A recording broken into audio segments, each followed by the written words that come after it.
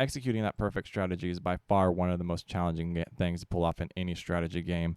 What a lot of games lack is the ability to pull that strategy off. But before we get started, if you like military strategy tactics and doctrine and seeing it applied to strategy games, this is definitely the channel for you. So make sure you check out the Patreon for free after action reports. Leave a like, comment, and subscribe, and head on over to the community tab because I issued a request for some contenders to take me on some play by email matches. Anyway, this is a should you buy series. Today we're talking about which games you should buy, so leave a comment down below if you want me to take a look at a game that you think walks that fine line between the ability to execute a strategy or has enough immersion that it's just fantastic to play. So this game is Flashpoint Campaign's Red Storm. If you've ever wanted to launch nuclear warheads at your friends or execute chemical warfare on an opposing force, this is the game for you. It has such a fantastic depth. I really can't put it into words.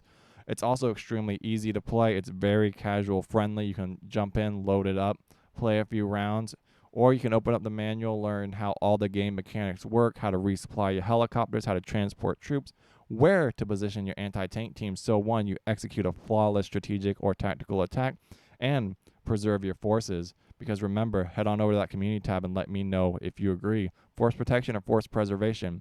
Are our troops going to die, or are we going to accept that risk, let them die to achieve our goal? And in today's, what we're doing in this video is attacking this nuclear launch site. NATO forces have moved a warhead into our location, and the Soviet Warsaw Pact needs to eliminate it. As you can see, if we come over here, we have 4 Mi-4 Hinds that are low on ammo. This is one of my favorite things. It tells you their standoff hexes, their morale, what types of weapons they have. We can go to the subunit inspector right here. We can see it's aircraft avionics, night vision, light amplification. It has tow capabilities, fantastic anti-tank measures. It has electronics, counter. I mean, this is one of the most in-depth strategic games, and it's close to 10 years old, and that's just the Hind. Like, right, we haven't even subunit inspected our infantry units right here. They have AK-47s. It tells you their range. They have infrared sights. They're vulnerable. We can come over here to the Vulcan 7 hex standoff range. Absolutely loads of ammo. So very clearly, we cannot execute any combat mission with this Vulcan operational right now. So what we have here is we're going to screen our infantry units into this town to destroy both these NATO armor pieces, these Bradley platoons with their MK-19 grenade launchers. We have infantry platoons with nothing but AK-47s. We have anti-tank platoons with, right, high explosive anti-tank rounds. They have 73 millimeter SPG. I mean, like, this game is fantastic, and that's just the bare like in depth. Like, we're not even talking the tactical level yet, like how we move our units, how to tactically move them through this town, how to engage units in both urban, forested environments, how to cross bridges. We can pop smoke. We can launch improvised cluster munitions at our opponents. We can launch high explosive anti-tank rounds, chemical warheads. I mean, this game has everything, and what's perfect about it is it allows you to execute those in a realistic and immersive fashion. A lot of games do not have that ability. So if I want to smoke a bridge, move an engineer platoon up, blow the bridge, build another bridge somewhere else, launch a flank. If I want to issue chemical weapons and put sea burning all over this town and then effectively just lay HE explosives on them from a distance, I can execute the strategy how I want to execute it, which is absolutely fantastic. If I just want to do water crossings, like one of the most tactically challenging things and to simulate, I can do it in this game. And we can play it however we want. There's 4 campaigns. There's like 20 missions. The DLC, it's currently $9 right now. So you can buy almost like 50 missions, and it's just one of the best WeGo hex games there is. We can come over here to our order of battle screen. We can see everything that we have under order of battle. We have all our rules over here. We can pull different things up. It's absolutely fantastic. Task force multipliers. That's just menus upon menus upon menus, and it's all super, super friendly to use. I mean, we can go view, we can open up our map, we can do elevation, zoom, mobility hindrances, unit view, and all of this, we can pull up our tactical overview. We can see that Purple 1 is attempting to destroy and capture any launch codes they're rappelling down in the forest. This is our briefing, our intel. Here's our more order of battle, right? Everything that we have if we want to look for. And you don't even, like, none of this is necessary for the game, right? Here's our detailed force roster. It is all there just for your immersion, right? So we can have tons of helicopters, what they do, their readiness, their location. And this game is made by a developer that works with the military. So these are reported kills. So because some of these battles, this is a very small battle. We can have some massive battles. And as a commander, you can track your kills. You can track the units that are out, the tanks. And it's just how immersive you want to be with it. So it's why I love these types of games. That I feel like a lot of companies fail to do is they're retreating. They can't implement properly because they don't know how. It either takes a lot of work, or it's just very basic, like surface level mechanics. There's like, this is a WeGo, so we both move and execute all our options at the same time. I mean, there's sensors in this game. There's smoke in this game. There's delayed movement orders. There's resupply mechanics. There's all kinds. And as you can see, the AI is looking to engage us. So what we need to take a look at, we're going to continue on. Now we're at the pause phase where we need to move our units again. As you can see, the Bradleys are all slowly moving around that launch site. So what we need to do is we need to remain close enough in contact that if they launch a warhead, that it's only going to they will have to launch it at all of us. And ideally we want all our units set in screen, so when we move hasty, because as we set in screen, what that means is they're not going to dig in. We don't need that 30-minute delay for this unit.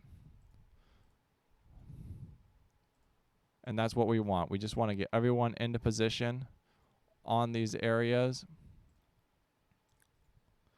and into combat.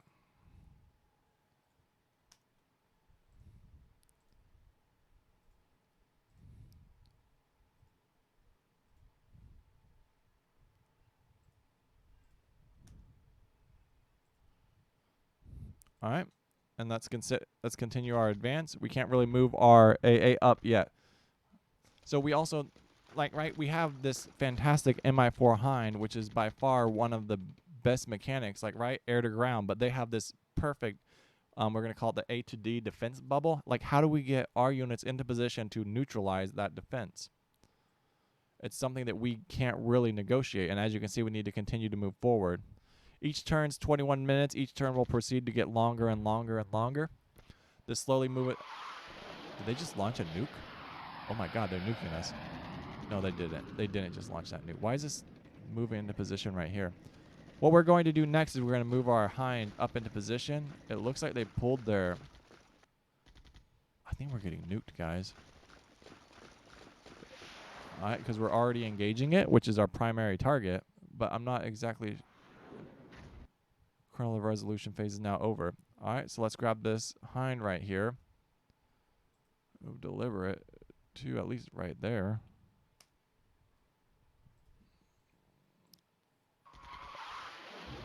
Oh, was it bait? Was it a bait? Alright. So one other thing is we can talk about the line of sight. This Vulcan is still 7 hexes away, I believe, if we count. We may lose our Mi-4 Hinds, which is going to be extremely unfortunate. They definitely moved their air defense bubble back a bit. I'm not quite sure why they're moving their... Oh, we got rockets out. Alright. So after this phase, we're going to review some of our... This is going to be a lot more challenging. I really don't want to move this Hind into position. We're going to continue to be on this objective. God, this guy's in it.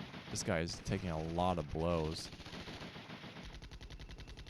We're going to put him on a hold next, I think. I want him to dig in if possible.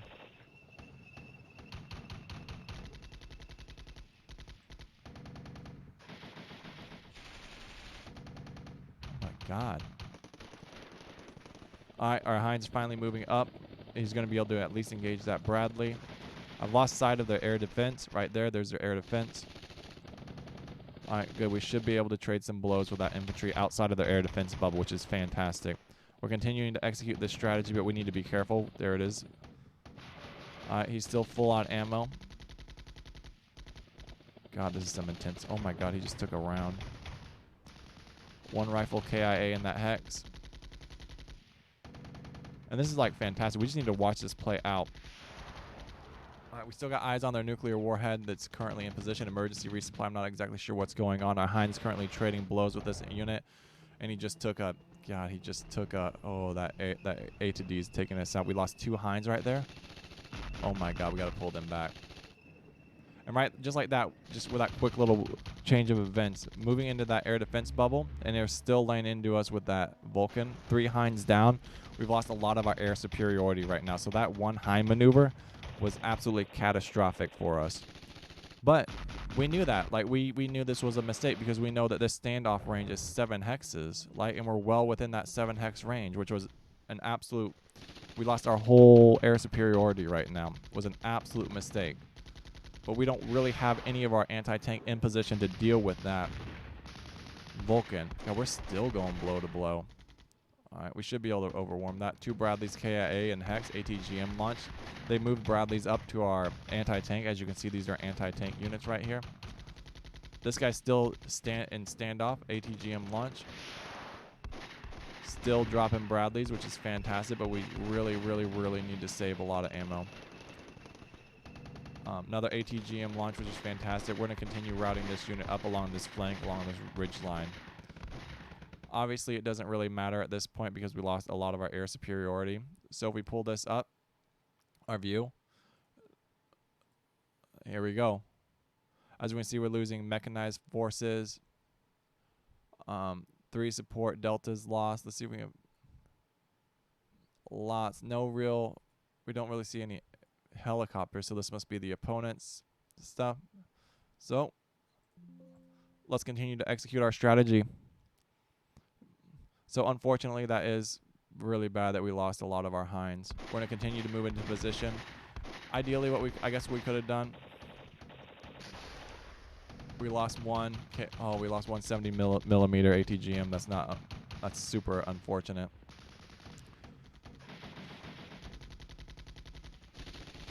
So while this, ideally we should have moved this unit through this town to provide a flank and set up. This ATGM unit is ideally not the best unit to be engaging. This looks to be an infantry unit, but finally we got another stack, delayed 30 minutes by obstacle. This unit's still engaging this unit at range, which is fine. Next time we're going to move this unit up into this, see if we can get some visibility onto this unit and trade some more blows. And then we're going to continue this flank, ideally with this ATGM unit around. Because if we don't, we're going to continue to suffer massive, massive losses. And we're not really combat effective at this range. As you see, we're kind of just wasting ammo, just trading blows. Which is unfortunate. But once this combat phase is over, we're going to play through one more phase. Just so you can see this game in action. We just took, oh my God, we just lost 2 of our 2 KIA. That's really, really bad. Like, we're bleeding resources right now. So as you can see, the opponent took really like the high ground of a lot of things. So this is a really smart move on their part. As you can see, there is elevation. So if we pulled up, went over to this view and checked out the elevation, which we can't right now, which is kind of strange. Once this battle's open, we're going to pull up the elevation unit and check it out. This unit finally moved after that brief delay. Ideally, I would like to route this unit, but they'd rather... Looks like maybe they're possibly on a hold, so we probably can't drive them out of their position. So it's just really going to be... One, I don't think they should be taking on our ATGMs as effectively as they are. We also have an infantry platoon right there. These 2 units are currently in a covered posture with a screen order. ATGM has just been launched. Hopefully it destroys that last Bradley. We don't know how many units are there. We'll pull it up. Looks like there's only 3 mechanized Bradleys still. They should be pretty damaged. Unfortunate that one of Bradley's holding off our whole assault. Alright, looks like they're moving up for a second assault. Ideally, and this unit took, it looks to be, we lost another KIA and Hex. That's super unfortunate for us. Ideally, they're in a much better position. There doesn't look to be much cover in this area. There are some trees, roads, but they're in a much denser area. And obviously, the Bradleys are going to shred our units without any, if we're not using our ATGMs effectively, especially if we failed to use our Hinds in a correct manner.